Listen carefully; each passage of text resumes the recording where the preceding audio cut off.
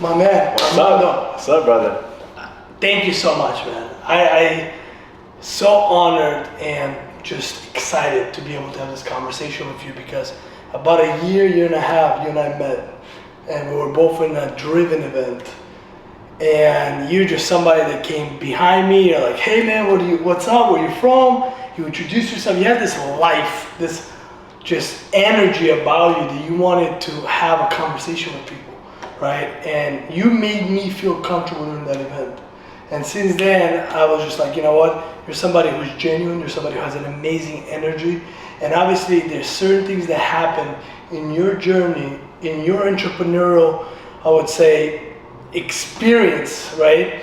That you saw the highs and you saw the lows. So what I would like you to do today is I would like to share some of the lessons, some of the nuggets that people like you and I who wanted to start a business, who wanted to go and see the highs, but couldn't maybe at the low. Or maybe they reached the high and they lost everything because of lack of experience, lack of knowledge, or lack of skill. So the floor is yours. Well, thank you for having me, bro. I appreciate the introduction, man. That's good. Yeah, man. My name's Armando Naar. I moved like Mondo on Instagram, and I'm 22, and I feel 22. like I'm 22, wow. And I feel like I'm 35 sometimes. Yeah, man. So my journey kind of started out when I was 19 years old, graduated high school. I knew I wanted to be in entrepreneurship. I didn't know what vehicle I wanted to be in. And as I graduated, I got into the insurance space, life insurance, WFG to be exact. Nice. Right, World Financial Group. My coach for basketball actually was actually part of WFG. I gotcha. So he kind of took me under his wing and said, "Hey man, let's work together. Let's make some money together. Yeah. I want to teach you some things." So from there, I got my license. It took me a couple of months. Yeah. Florida is one of the hardest states to pass it. They have a 45% passing rate. Oh no. I have dyslexia, and English is my second language. Wow, you and I are like, I have dyslexia. Okay. I was labeled special needs in high school. Yes. Okay, I was told that I have ADHD. Mm-hmm. Me too. I was told that, hey, I have a very hard time learning. So everybody would get an hour or 45 minutes to a test. I would get 2 hours. Yeah. I'll use it as advantage. Me too. But I never felt like those were my limitations. 100%. How about you? No, never were my limitations. The teachers in school, they call my parents, hey, he's a social butterfly. He likes to talk to everybody, likes to walk around. And to me, in today's terms, that's networking. Yes. I was networking with everybody, right? Yes. And so to me, all those, my ADHD, my dyslexia, my everything, whatever they want to box they want to put me, whatever check they want to have for me, to me those are my superpowers. Yes. My ADHD is my superpower. I move so fast. I think about so many things at one time. Me just going off and networking, meeting people is just how I met you so organically. Yeah. I'm just happy, man. I'm in the game. I'm part of the game, and so. I definitely tell everybody those are my superpowers. I don't ever feel like I'm bad or I'm limited or anything of those things. I know that I'm disorganized sometimes, and sometimes I have I lose some things here and there. But I have systems in place to try to help me out with that, and I have a team around me, really good people. Yes. That help me out and give me some tools and stuff. Like I used to lose my AirPods and my phone and my wallet every day. Yeah. So I got a spot in the house where I put my AirPods there and I put my stuff. You know what I mean? So little things like that because I think so much and I don't sometimes pay attention to certain things. So. But I learn and I adapt. I don't take any Adderall. I don't take any pills or anything for it. I enjoy, the way I am. And again, it's my superpower. I love it.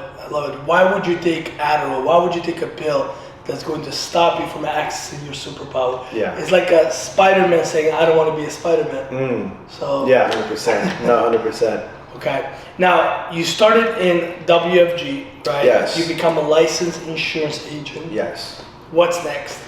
So I've done that for about a year. Saw some policies here and there, recruited some people. So I always had the ability to recruit people, but I didn't understand how to retain them, how to motivate them, how to educate. I was like, I'd sign up to 20 people.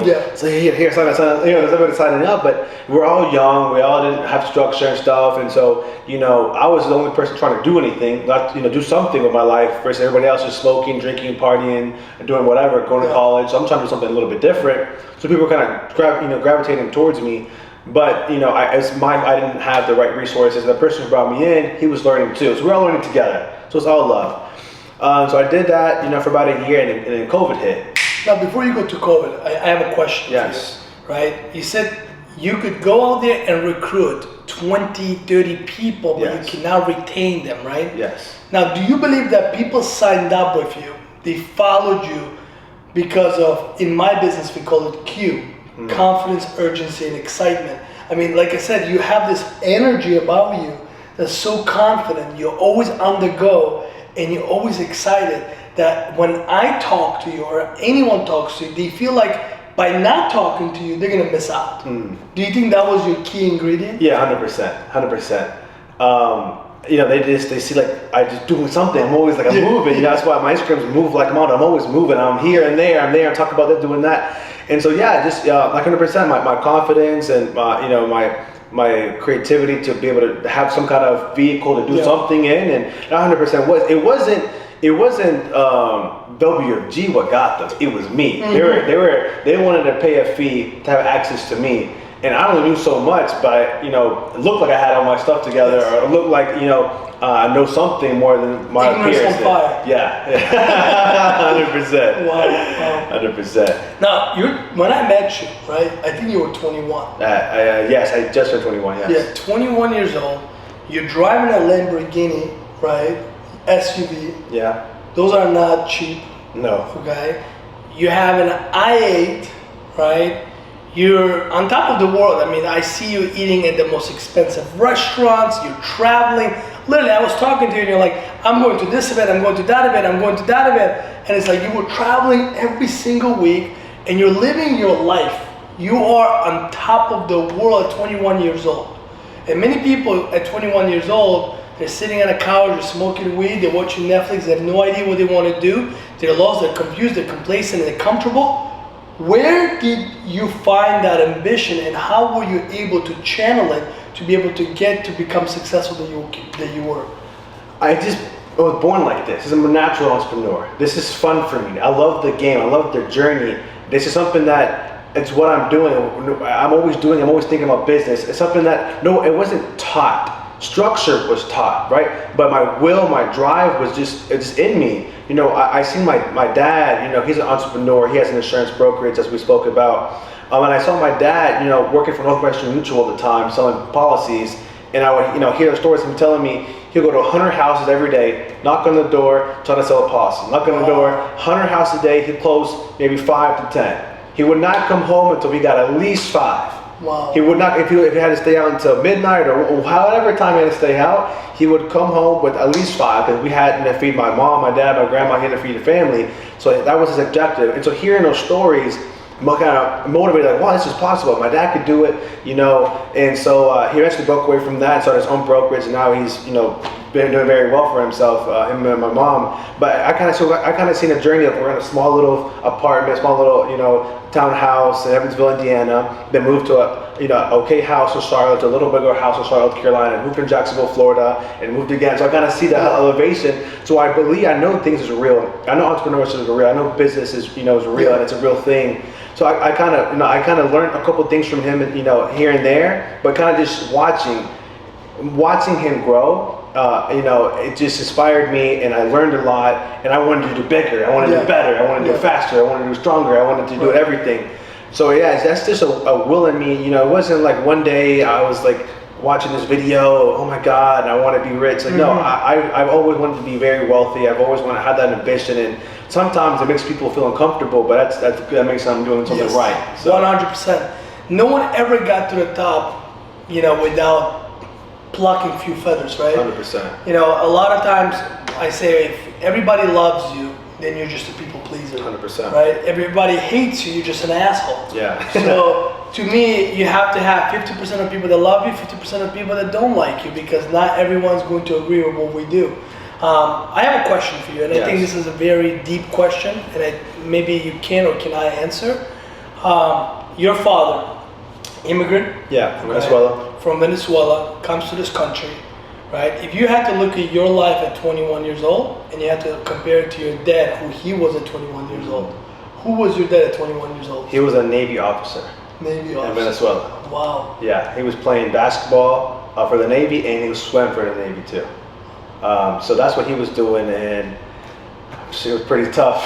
I mean, completely different, right? Yes, I mean, you're 100%. driving a Lamborghini at 21 years old, Yeah. living in Miami, right? Doing amazing things, and your dad is a Navy officer playing basketball and swimming, right? At what age did you see your dad break through?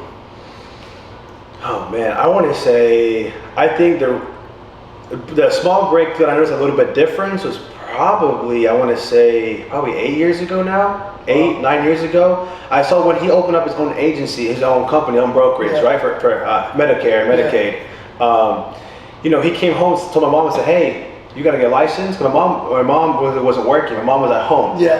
My mom said, "Hey, you got to get your license. We're gonna do this together." My Wow. mom studied, and I remember, dude, my mom started getting emotional. I remember my mom studying, practicing for a test while we're eating lunch and helping and eating dinner at the house and having the books everywhere. It's not so easy how it is now. You know, go on the computer, but she had the books and writing that stuff. And you know, I believe my mom has dyslexia too, so hard for her, you know, to get it done. But you know, my parents, they both made it happen. They're a big inspiration to me, and so seeing them come together. And then my dad no longer having to go out and knock doors, he just had getting referrals.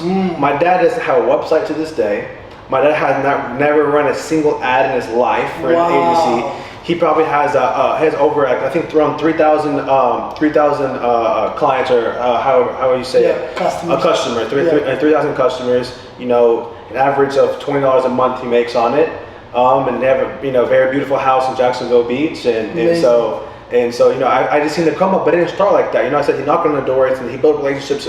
The Hispanic community, once we get a good deal, right, or something, we let it share. Yes. Right? We let it share. We call our mom, our aunt. I said, man, you know, so that my dad, but he gets calls, you know, every single day that they want to work with him, and they want to work with him. So the moment, it's funny, he tried to actually hire some people to do calls, but then no, I want it to be to Raphael. I want to speak to him. And so he had that personal connection, because my mom and my dad, they really cared about helping. It's not that about selling the policies. They really, you know, helping. My mom would actually come home and cry to me sometimes and say, man, this woman, she just bought a policy like last month, and she needed it, and she didn't have any money for medical stuff, and now she qualifies, and she got medical treatment, and now she's safe, and now she's happy. Wow. So like those things is why my parents do what they, you know, what they do. It's the impact that they were creating. Yes. That they were creating so much impact by helping people, helping community, especially the Spanish community. Yes. Right? Because you know, you live in Miami or North Carolina, it's not the first language necessarily, it's the English. And knowing that there's your father, I believe Raphael, Yes. right? Who is there, who has the answer, who can guide him, who can show them the way, it's amazing. And I'm sure that your dad and your mom, they got involved with the community so much, they became less about money and it became more about impact. 100%. Wow. 100%. And so my dad, he tells me now, I kind of motivate him with my mindset, with my ambition. You know, I learned Grant Cardone is somebody that I've learned watch a lot of content. I mean, I spend tens of thousands of hours literally watching almost all his content. Yes. I mean, so much Colorado University, etc. And I would tell my dad, Dad, you know, you have, you know, at that time he had 1,000 customers. We got 10,000. You gotta get 10,000 customers. And so he would laugh, and then he kind of saw the vision. So then, as my, hey Dad, you know, he went from he wanted to make a $200K a year, or $300K a year, $400K a year. But we gotta make $1 million a year. We gotta make, you know. And so as I'm still growing now, you know, he's still kind of growing and still wants to build because of me, because he sees me wanting more, and you know, understanding that not just me wanting more, but when you have more, you can give more. Right. You know, Grant Cardone talks about, some people disagree with this, but he talks about, listen, if you're broke, you're selfish, because you can only help yourself. Yeah. When you have money, you can help other people. 100%. And some people say, oh, I don't want money. Okay, if you don't want money, make a bunch of money and give it all away. If you don't want it yourself, right? If you don't want it, help your community, help your church, help your family, inspire others, and kind of just grow that way. And here's the nugget for our audience, right, that's listening to this. You cannot pour anything out of an empty cup. So you gotta go out there and make sure that you have so much abundance, that you have so much that your cup is overflowing, that you're feeding hundreds of thousands of people through your work, through your impact, and through your dedication. Because if you're broke, you're just going to continue to create more brokenness. Right? Your energy is broke, your mindset is broke, you know, your family tree is gonna be broken, everything about you is gonna be broken. So you can't get to the next level unless you go and fix yourself first. I don't think, and forgive me, I don't like using that word broke, because to me, I don't think people are broke. I think people have broken mindset. Absolutely. Right? I think it's part of their journey. You know, like you're starting your financial journey. Because trust me, I mean, the first year, 2 years, you know, I really wasn't really making any money. You know, from 2019 to 2020, you know, I have a Nissan Sentra. And every time I was driving it, dude, I envisioned my i8. I envisioned pulling up and doors opening up and the girls there and whatever, you know, whatever, seeing it, people taking pictures. And so, by all means, I mean, I had nothing, but I had $200 in my bank account. But to me, I mean, I was a multi-millionaire. I had everything I wanted. I was inspiring people, helping people, had everything. I had the watch, had the cars, and whatever. So to me, I was rich. Yes. You know, I was wealthy in my brain. I had everything I wanted to have, and every day I got in my car, I looked at my Nissan. I got my glasses on. I got a beautiful girl next to me, and, you know. And so I had everything envisioned. So when it happened, it's just like, oh, this is normal. This is my reality. I wanted this, and so I achieved it. A lot of our audience, you know, they need to hear this because, you know, I know you and I both know this. Before it happens out here, it has to happen here. Yes. Right? You have to go out there and envision yourself being that person. Like, you can't say, I want to be a millionaire, but you're thinking like a poor man. Right? You can't go out there and say, oh, you know what, I'm going to be enthusiastic, I'm going to inspire the world, but yet you're feeling depressed. 100%. You cannot give anything that you haven't experienced or haven't become. So I appreciate you sharing that, because a lot of people, you know, they have this negative connotation when it comes to fake it till you make it, right? I have a saying, you don't need to fake it, just have faith until you make it. 100%. And there's this thing that's called spiritual intelligence, right? And that spiritual intelligence is when you believe so much, right, of all the possibilities, of all the great things happening, that you actually, your brain does not know the difference from reality or from being a dream, from being something that you're thinking about. You get in such a great thought process that you're living as the person you want to be. And at that point, it attracts all the blessings and all the high energy that's going to get you there. Yes, 100%, 100%. And I believe, you know, like I said, not necessarily think it to make it, but acting as if, you know, you have to act. You have to walk properly, dress properly. Yes. Again, you don't have to have a designer on and stuff. Man, I got this shirt from Ross, but this is a nice t-shirt, right? Exactly. These are on clearance at Express for $25, you know? Right. So you don't have to necessarily have all the designer stuff, but dress properly. You never know. One thing that I used to do was dress sloppy all the time. Shorts and this and that all the time, walk around and didn't care. And so people started recognizing me. Oh, you're a model from Instagram. You're this. I'm like, oh shit. They know me. The people know who I am. You know, a few people, you know. I was like, damn. And you know, and my dad told me, said, man, you gotta like sharp at all times. He said, millionaires are sharp. Millionaires do this. Millionaires do that. You know, talk properly. They do this. They're nice. My dad told me, the more money you make, the nicer you have to be. Wow. The more, say that one more time. Yeah, the more money I make, the nicer I have to be. Wow. He told me, he said, where does that come from? I don't know. He told me that and just like, hey, you know, cause I think what he was trying to say and teach me was just because I become wealthy, right? Because I have money, not to be ignorant, not to be stupid, not to be an asshole, not to treat people less. Because there was one moment where I caught myself. I was on a very high. I was at an event. I came home. I spoke at an event, and I made about $100,000, and I was kind of ignorant a little bit in this scenario where what happened.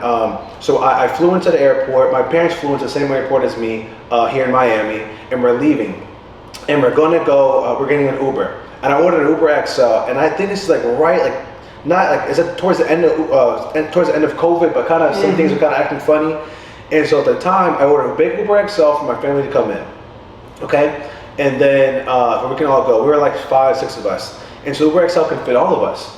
But I didn't read, and I said due to COVID, the Uber XL can let maximum people's 4 people. So the person came, and hey, bro, you know, I said, how many people are you? I said, we're all 6 people. I said, oh, we can't take you. I'm like, bro, what do you mean? You have all this fucking space. Yes. And so he's like, I'm telling him, bro, like, listen, come on, let us in. I said, bro, no, I can't risk it. I said, bro, come on. I was like, really?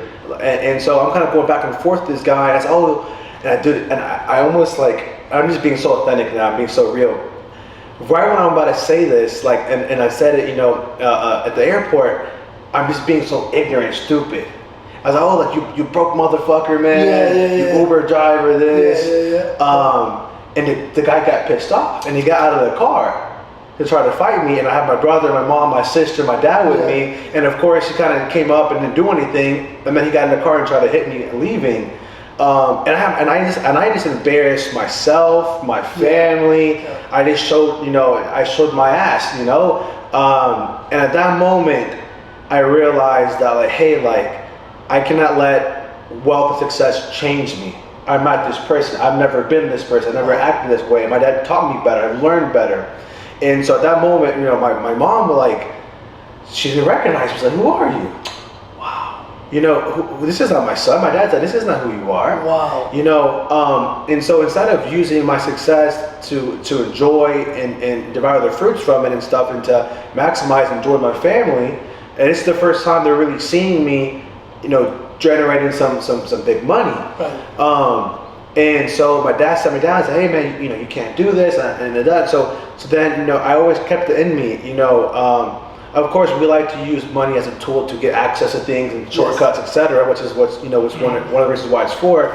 But in a certain manner to do that, I could have simply offered to say, hey, I'll just pay you extra. Or if he says no, then you know what, brother, thank you so much. Here, here's a tip for wasting your time and leave. That's what I should have did versus for what I did. And so this was like 2 years ago. So I definitely kind of learned, from that. And reflected on myself a lot, like, man, again, I was 21, a little ignorant, doing it, like you said, I had this, had that, doing this, so top of the world, but I was so, like, kind of shallow at this very moment. It wasn't like this always. I wasn't always like this. It was one moment of weakness, but that moment of weakness, I carry it with me every day, and my dad, and so I like to, I don't.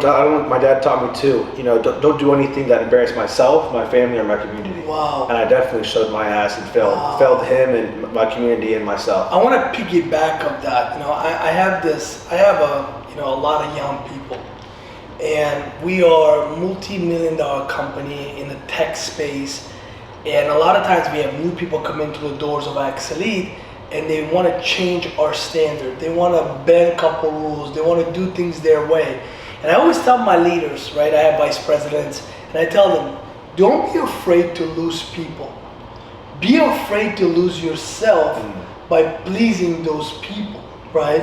And I think that one of the most dangerous things that you can do as an entrepreneur, as a leader, or as a human being is lose yourself in chase of success, in pleasing other people, and not staying true to your core values and who you truly are. 100%. Because your dad said, the richer you get, the nicer you gotta be. Yeah. And it's because that's who he raised you as, right? Is to be a good person, to be able to impact the community, and to be able to make a difference. When I was growing up, everybody I met told me rich people are snobby, greedy, and bad. Hearing your dad's perspective, the richer you are, the nicer you have to be, amazing. Yeah, it definitely put an impact into me, and I definitely acted, moving forward a lot differently. Not that before it was so bad, just one moment, but if that never happened, I probably would have done it another time. It probably was going to come out eventually, and so thank God he was there to kind of correct it, sit me down, and kind of reflect on myself. And so I'm definitely grateful, and I'm gonna ask you some hard questions. Please. Okay? Are you a religious person? Oh, great question. So, I don't want to lie. Okay. So I was baptized when I was young, to being Catholic. I went to Catholic schools, elementary school. From there, my family, we practice, like, so we want to, kind of, right? But I think we should all do better at it. But we go to church on Easter, and different days like that, a couple times throughout the year. To be honest, I haven't been to church in probably 2 years myself. Something that I'm against, something I just need to practice and implement more in my life. I think we always pray when something bad is going on. Of course. That's the easy part. But I think praying when good things are happening is good too. Of course. So something that I've been kind of implementing by myself, not necessarily going to church, but just kind of reflecting, meditating, doing some things that are kind of similar.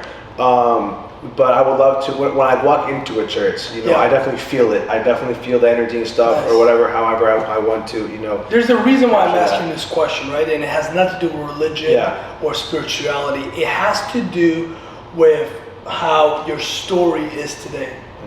You're the man at a young age reaching high level success. Like we said, you had every toy you can think of.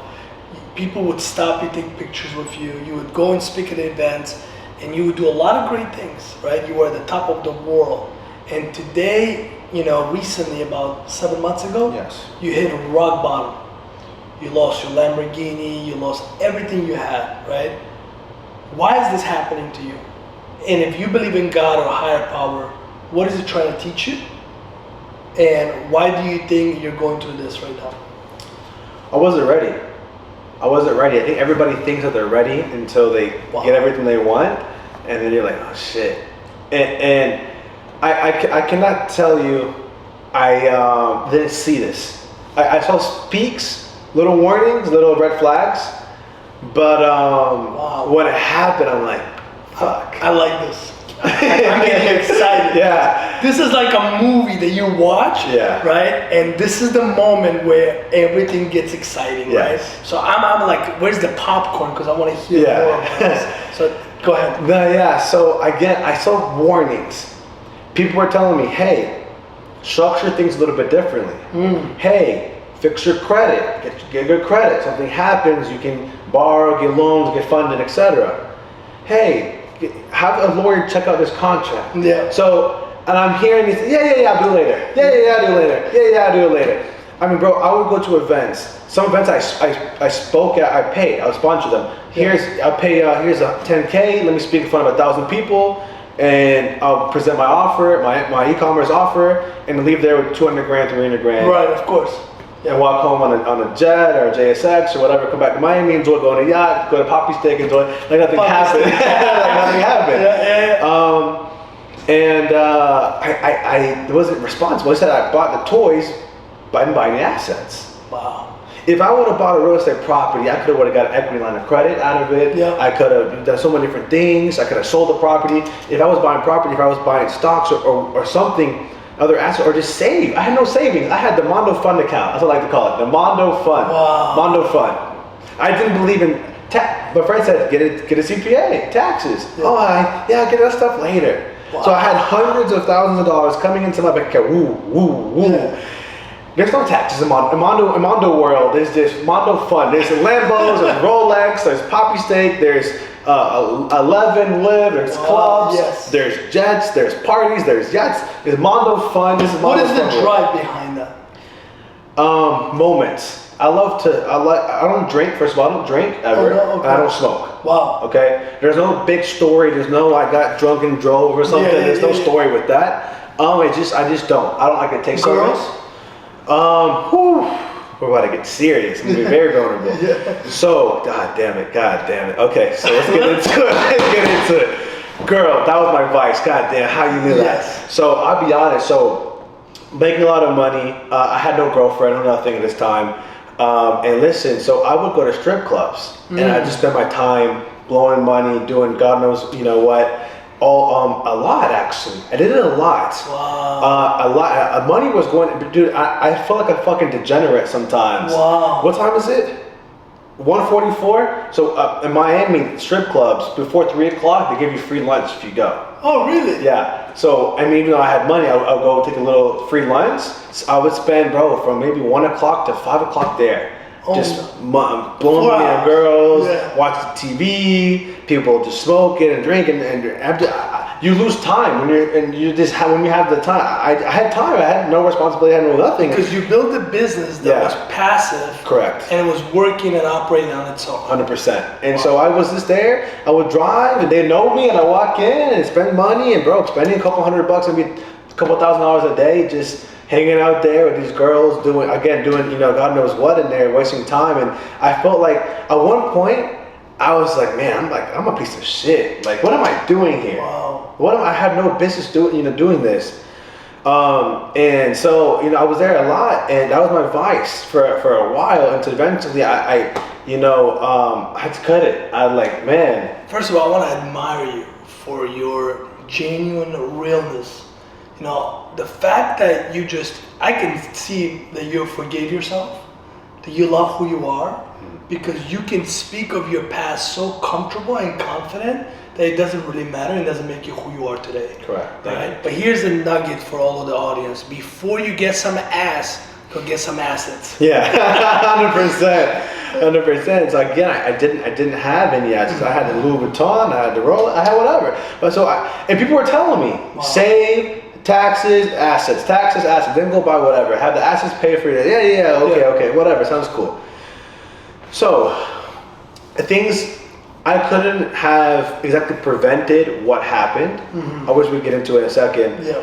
But I could have protected myself, and I couldn't have been as fucked as I was. So those of you guys don't know, I had an e-commerce business selling Amazon, Facebook stores, automation stores. What that means is we would build you an e-commerce brand, list of products, services, do order fulfillment, customer service. We do everything for you. And you see those constantly being promoted on Instagram. 100%. So we would build this magical passive income stuff for you. And you know, some people are doing it right, some people are doing it wrong, whatever the case is. My company that I had the partners are with, we were actually delivering. We were actually one of the very few companies that were getting results. Love it. Which is one of the reasons why we flooded the market and I captured so many customers, so many clients. Life was doing good. I met these two guys. They were making about $10,000 a month with about 5-6 clients of their own. I came to them, met them in Vegas. I said, "Hey, I'll make you a millionaire in 6 months if you drop the price down and give me a good cut." And again, it goes back to your younger days, being able to go out there and get the clients, 100%. Going out there recruiting people.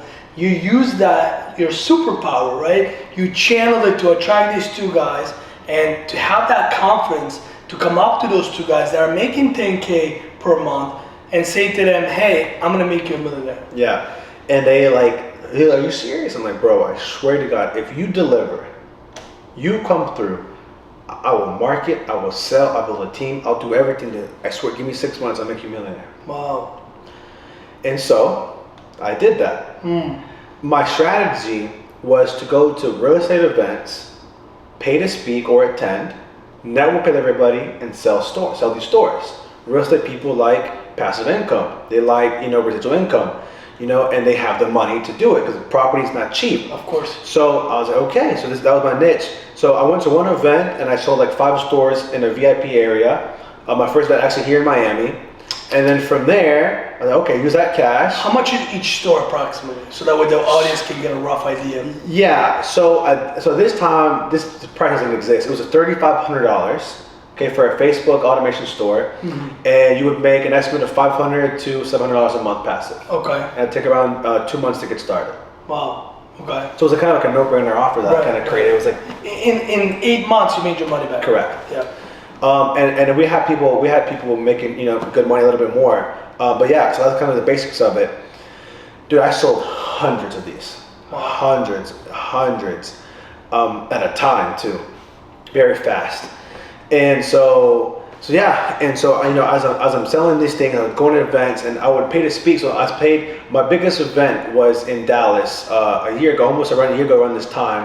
I paid $10,000 to speak. I sold 62 stores there at that event.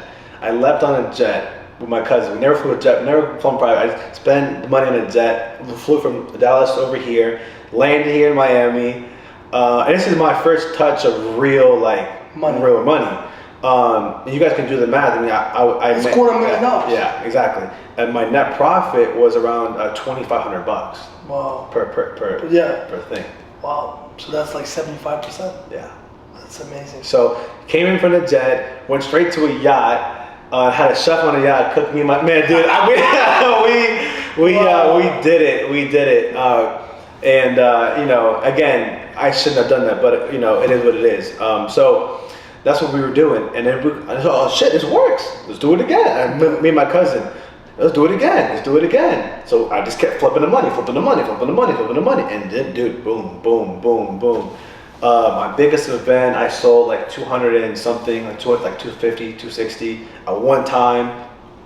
And they're all like, swipe the card, boom, the money's straight to my account. Yeah. So And I remember you posting on your Instagram, hey, just got paid, hey, Yes. just sent you gusto, all those things. So these things were real things that were happening in your Yes, life. my clients were making money. My customers were making money. So they kept referring, and I kept getting really big. Then, the day comes, so it's around, my birthday's in June 2nd, okay? So I can tell from around, June 6th to the end of May, these guys are acting kind of funny. Okay. Those two partners. Yeah, two partners. And granted, I'll be very honest too. A lot of money was coming in, but mentally, I had a problem. I like seeing the big numbers, but not the profit. So sometimes I'll have to send them their cut. Yeah.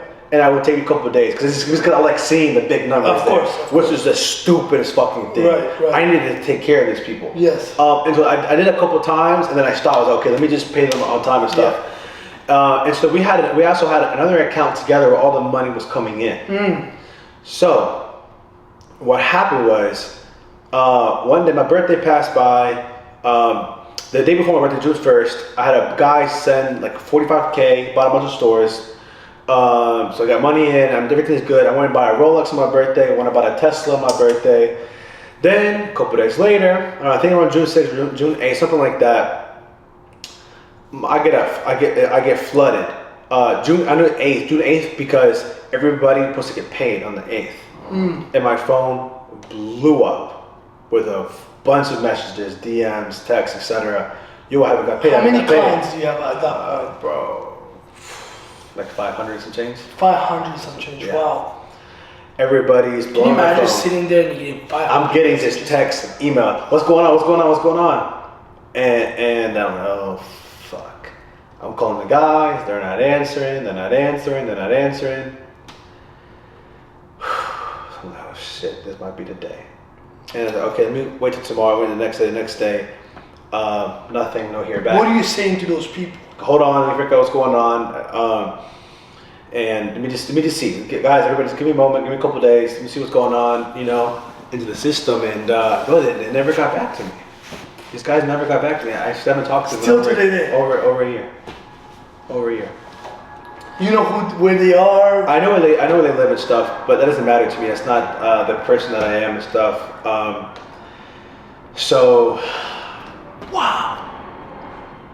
yeah. So what happens? No one's getting back to you. Nobody's getting back Clients to me. are blowing you I up. go to my account. I have nothing in my account. So they took all the money. Yeah. Nothing in my account. I give them access, so I can't say that they took with them. Right, because they have every right to do that. And yeah, so they just completely stopped, and I had no more stores, no more activity, and for weeks and months, I had to tell the guys, listen, everything shut down. I'm sorry. This is what happened. The guys took my money. They figured something out. And dude, the weeks, the first 6 weeks was just hell. Sweating my ass off, trying to figure out what am I doing. I got a $5,000 rent, penthouse in Brickell. Got my cars, my lifestyle, everything. I had everything set up. I had no more new income. What's going on in your mind right now? Like at that point, you're sitting there, you got 500 clients blowing you up, your partners are not answering, money is gone. It's like a movie, Yeah. right? So what goes through Armando's mind right now? Dude, I was scared. I'm getting calls and threats, people mad, and my reputation is going down. And then, bro, I had a very good friend here in Miami. She has one of the biggest events every single month. And she the whole event was pretty much around e-commerce, but she did it because of me. And I'm supposed to speak like 2 days after this happened, 3 days after this happened. Oh no. And she gets flooded. Yo, fuck Mondo, fuck him, he's a scammer, he's this and that. And so she called me and said, hey, what's going on? I told her what happened. And she said, okay, let me call you right back. And she sent me a text, said, hey, listen, I can't have you speak. People said they don't want to show up because you're there. They don't want to do this. So they had the speakers, but I was one of the main people. Everybody wanted to see me. Everybody wanted to see me. And overnight, everybody hated you. Hated, talking shit, posting, this and that. And so it hurt and it sucked for a long time. And so I had to go back to my family. I had to move out of here, cancel all my stuff, sell the car, sell everything, pay back the loans. I didn't really make any money on it. And I lived with my family for months, bro, for about 5-6 months. I want to say, yeah, like August, September, October, November, December, yeah. I just got back to Miami like the beginning of January like 10th. I just got back. So what happened to all the clients? Yeah, so I mean, I tell everybody, listen, I'll pay you back when I can. At first I started finding other people to work with to like fulfill them, but that didn't work out. I got fucked over twice doing that shit. So like, nah, fuck this. I'm just gonna pay everybody back. So hey, I'll pay you back when I can. If you want to check my bank account, I'll go live stream. I'll show you I have $0. I'm negative in all my accounts. I don't have any way of making new money. I don't have any money. I can't give you something that I don't have. I don't have money to eat. I'm not even in Miami. I'm home. I cannot help you. This is the only thing that I've known and done and built for the past couple of years. Wow. I cannot. You want to sue me? Sue me. And this is my thing too. I said, if you want to sue me, that's fine. I'll help. Whatever you need to sue me, I'll help you out. Because what happens is, I have to go bankrupt and then so you actually became bankrupt? No, I didn't. You didn't, okay. But I'm saying, if people were gonna sue me, okay, that's the one. I was like, I have documentation what happened. I can show you my bank account statements where people took it. I can show you everything. I'll go live, I'll show you everything. FaceTime me, dude, I'll share my screen, I'll show you all my stuff. You wanna sue me, that's okay. I told the judge, this is what happened. This is, everything was in place. I'm sorry this happened. If you want to sue me, I'll go bankrupt, then okay, I'll take the loss and pay some fees and that's it. I want lawyers. I'm not going to jail for this. I didn't rob you. You willingly sent me, you know what I mean? It was obviously a service in place for everything to go. And so I feel bad and I still feel bad, but nothing that I could do is out of my control. Of course. And so it's driving me crazy. I'm getting calls and texts nonstop and emails nonstop. And so yeah, I said, hey bro, if you want to sue me, I'll help you. What do you need? How can I help you sue? Wow. And I hear that, and they're like, what do you mean? I said, bro, I'll help you. What do you need What do you need? Because if you suing me is going to cost you more than what you paid me, right? And then second, it's like, we're both going to waste time. But if you want to, I help. So what do you need? What document do you want to see? What do you want to see? What proof do you want to have? What do you sue?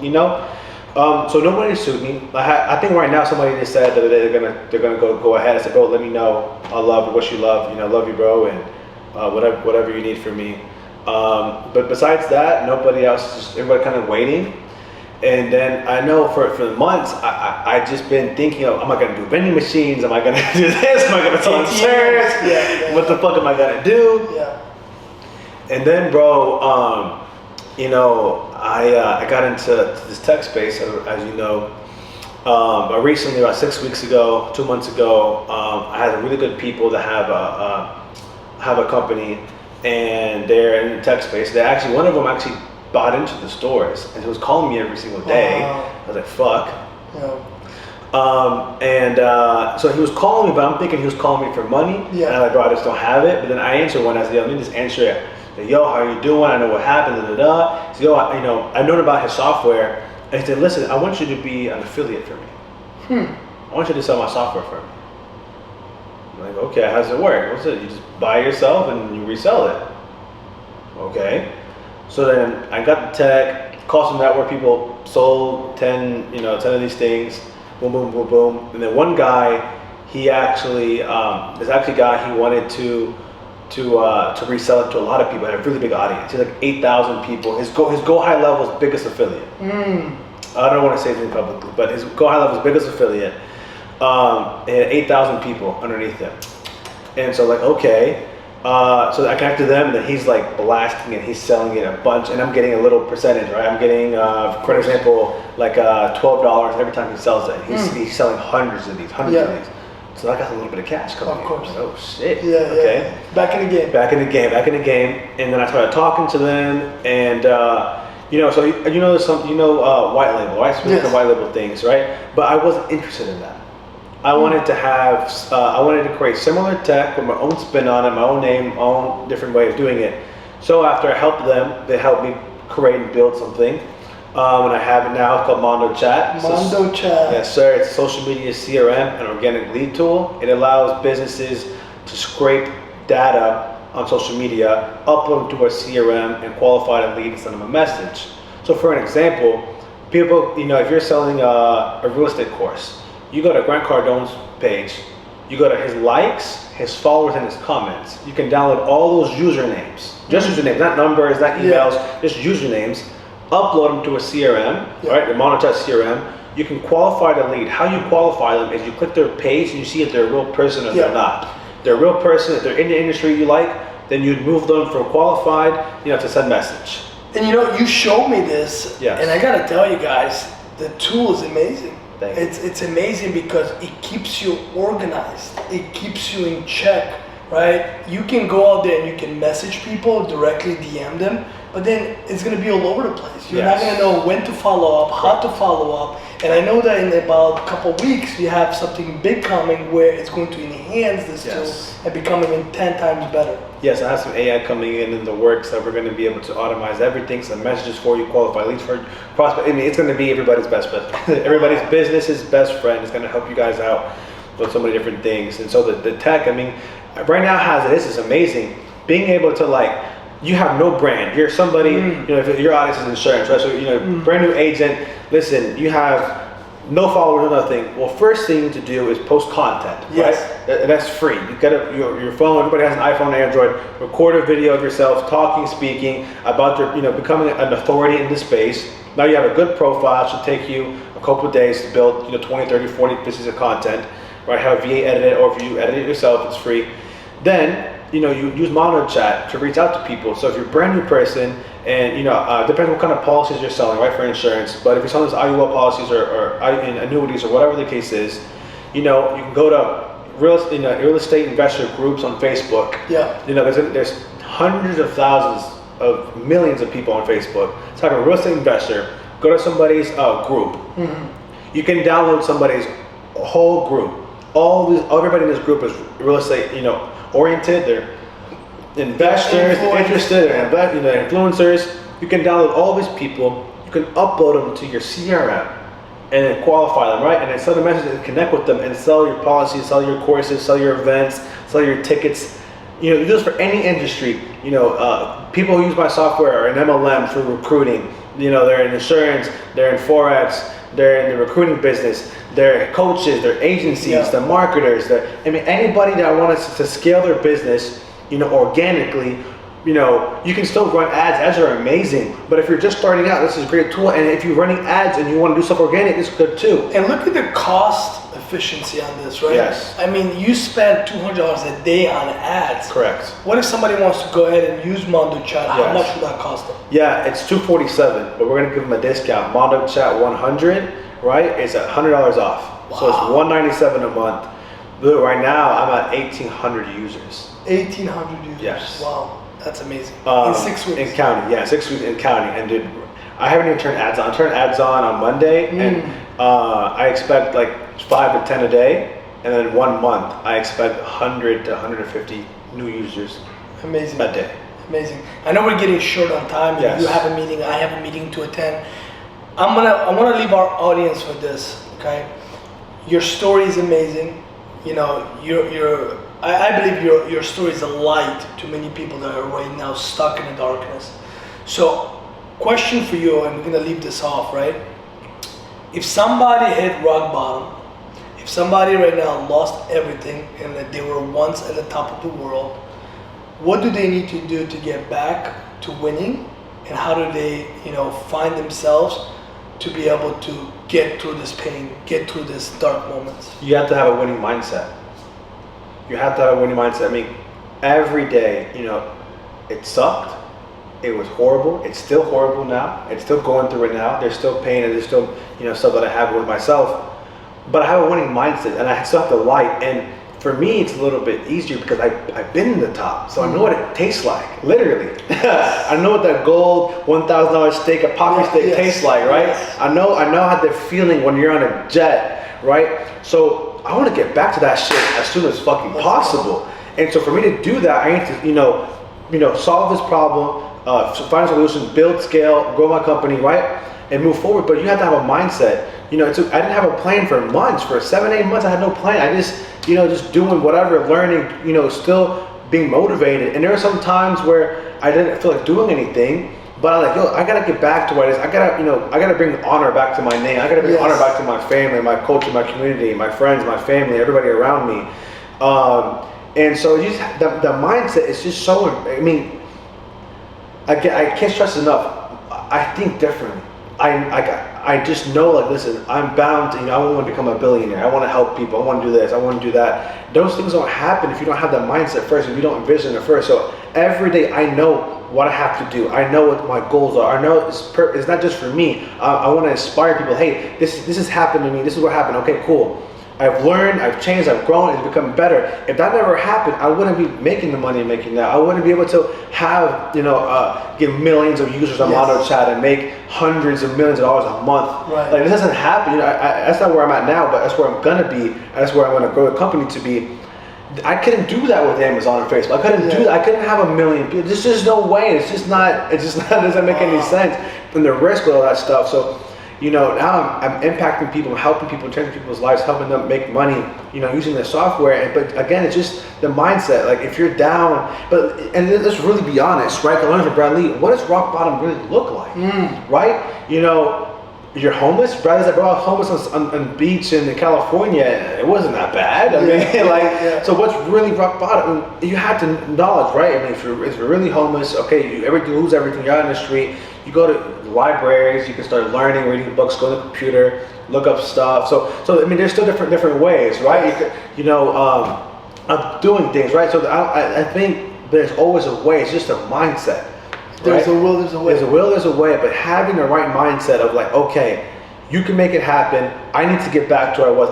I know what it tastes like. I know what it feels like. You have to have that drive, and it's something that can be taught or bought. It's something that you have or you don't have. Wow. You can see it, but if you don't feel it, you don't have that shit in you. Dude, I'm getting so emotional now because it's like I have this drive where it's like unstoppable. Like, no matter what, dude. I mean, my friends like, hey, how are you happy? How are you, bro? Because I'm fucking making it happen. Yes. My dad always taught me this thing. He told me when I was young. He said, go make it happen. That sentence, go make it happen. Papa, have a good day. Make it happen. Make it happen today. So I have that with me. I was my dad, in my brain. Make it happen. Make it happen. And my dad also taught me that your environment is an extension of your reality. Yes. Right, so wherever you're at, so if you're in places you're not supposed to be at, that's your environment, that's your reality. But if you're around good things, around good energy, around good people, around good environments, going out to the beach and seeing this, we're in beautiful Miami, Florida right now. Being in these environments, it becomes your reality, and it helps your mindset and your wellness. Amazing. Anything you would have done differently if you had a choice to do it during this moment of going down and seeing everything you saw? Anything you would have done differently? So I'm gonna say this. There's nothing that I would have done differently, because if this didn't happen, I wouldn't be where I'm at today, and I wouldn't be where I'm gonna be. God bless you, my man. Thank you so much, my man. Thank you.